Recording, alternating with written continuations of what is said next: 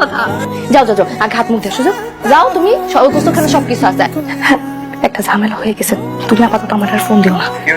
নয়ন বাসায় ওইসে বলতেছে সারপ্রাইজ তার জন্য আমার কাকে বলে নাই। শোনো, আপাতত আমাকে ফোনও দিব না, মেসেজও দিব না, ঠিক আছে? আমি যদি পারি আমি তোমাকে ফোন দেবো, ওকে? তুমি এত রাতে ফোন দিতেছো কেন? আমি তোমারে বলছি না তুমি এখন যোগাযোগ করো না? আমার পাশে শুয়ে আছে, যদি টের পায়। আমি তোমার বাড়ির বাইরে বাইরে আসো। তুমি কি পাগল হয়ে গেছো? যদি না আসো আমি এখন কিন্তু গেটের কাছে গিয়ে গেটের মধ্যে ধাক্কি মারবো। তোমার আমি বারবার বলছি তুমি আমার ফোন দিবা না, দেখা করতে আসবা না, এখন দেখতে পারি কি হবে, বুঝতেছো? দেখতে পেলে কি হবে?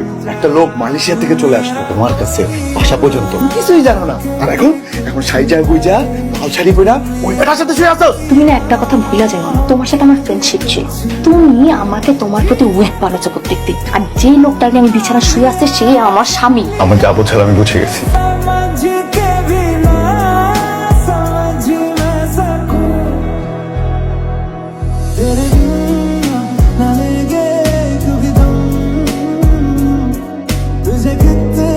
বর্ষা, কখন সে ঘুমাই গেলাম, ট্রেনের সময় হয়েছে তো যাওয়া। শরীরটা ভালো লাগতেছে না। কোথায় ব্যথা? বুকের নিচে অনেকদিন ধরে ব্যথা করতেছিল। আমরা আজকে না যাই, চল ডাক্তার দেখাই। ট্রেনের টিকিট কেটে ফেলছো না, এক কাজ করো তাহলে, তুমি যাও, আমি বাসায় একটু রেস্ট নিলে ঠিক হয়ে যাবো, টেনশন করো না। সমস্যা হলে ফোন দিও আমার। হ্যাঁ, যাও।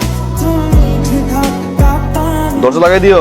আচ্ছা, তুমি আমার বাসায়, সমস্যাটা কি তোমার? তোমাকে আমি বারবার বলছি ও যতদিন বাসায় আছে, ও যতদিন এখানে আছে ততদিন আমার ফোন দিবা না, আমার সাথে দেখা করতে আসবা না। কি চাও কি তুমি? যখন জামাই থাকবে না তখন তুই আমার কাছে টানা নিবে, যখন জামাই চলে যাবে তখন আমার লাত্তি মারবি। টিস্যু পেপার রে, যখন লাগবে তখন ইউজ কর, তারপর ফেলে দিবি। দোষটা আসলে আমার, আমি তোরে প্রশ্রয় দিয়া মাথায় উঠায় ফেলছি, এই জন্য এইসব কথা আমার এখন শুনতে হইতেছে। আমি বুঝে গেছি বর্ষা, তোমার সাথে থাকতে হলে আমার সারা জীবনে কোনো সহ্য করতে হবে। আমি অস্ট্রেলিয়া চলে যাবো, তুমি শুধু আমাকে একটু সাহায্য করো, 10 লাখ টাকা দাও। কি করতেছি আমরা, কি করতেছি, কেন করতেছি, পাগলামি কেন করতেছো? অস্ট্রেলিয়া চলে যাওয়া মামার কাছে, এই সিদ্ধান্ত এইভাবে কেন নিতে হবে? সময় নাও। মাফ করে দাও আমাকে। বর্ষা, গেট রাখছো খোলা। বর্ষা, ভিক্ষুক আসছিল তো, ভিক্ষা দেওয়ার পরে। কি ব্যাপার, তুমি চলে আসলা যে? ট্রেন তো মিস করছি। তুমি আগে যাও, যা হাত মুখ দিয়ে ফ্রেশ হয়ে যাও। চলো চলো ডাক্তার। আমি বলতেছি তো আমার যাইতে হবে না, তুমি যা হাত মুখ দিয়ে ফ্রেশ এগুলো হয়ে যাও। পরে রোগ। আরে বলতেছি না যা, যাবো না আমি, বলতেছি না শরীর খারাপ হবে, আমি যাবো এখন, আমি শোয়া থেকে উঠতে পারি না। তোর বলতেছি যা, ফ্রেশ হও না।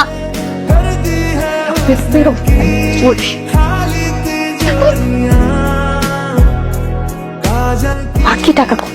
বাকি 5 লাখ টাকা এখানে। বর্ষা,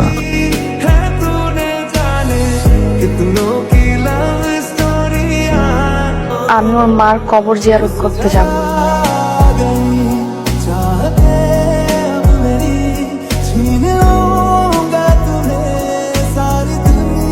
নন ভুলে গেছে, নয় আমি ভুল করে ফেলছি, আমার মাথা ঠিক ছিল না, নয় আমরা মাফ করে দাও। তোমার জায়গাটা তো বুকে ছিল, পায়ের কাছে নাম লাগে। সবসময় তুমি আমাকে জিজ্ঞাসা করতে না প্রবাসের জীবন কষ্টের কিনা। খেয়াল করছো, বিয়ের পর থেকে আমি একটা কথাই বলি, প্রবাসের জীবন কষ্টের না।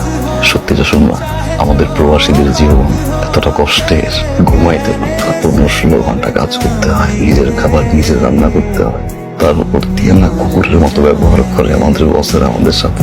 এসবটা গতবার ঘুরে আসছিলাম, তোমার মনে আছে? একই সার দেখে ঘরে পরে আসছি, অনেক কিছু কিনতে ইচ্ছা করে কিন্তু কিনি না।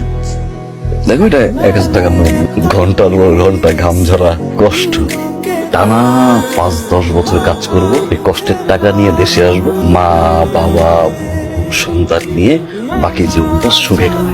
এই একটা স্বপ্নের জন্য না লাখ লাখ কোটি কোটি প্রবাসী না বিভিন্ন জায়গায় পড়ে আছে, জানো? আমার পক্ষে তোমার সাথে সংসার করা সম্ভব না বর্ষা। আমি তোমাকে ভালোবাসি, আমি তোমাকে সারা জীবন ভালোবাসবো, আমি তোমার জন্য কষ্ট পাবো বর্ষা, বাট আমি তোমার জন্য কাঁদবো। তোমার বাকি টাকা এই বাড়ির জমির দলিল আর 2 বিঘা জমি ছিল আমার, সব তোমার নামে লিখে দিচ্ছি আমি। ডিভোর্স পেপার বর্ষা, আজ সন্ধ্যায় আমার ফ্লাইট, এটা তোমার সাথে আমার শেষ দেখা বর্ষা। নয় না কাছে আমি কেমনে যাবো, আমি ও নয় রে, আমি ভুল করছি, আমি পাপ করছি, আমি কই যাবো, আমার তো সব শেষ রে। আমি আমার মা আছে না, বাবা আছে না, সবাই আছে। ও নয়,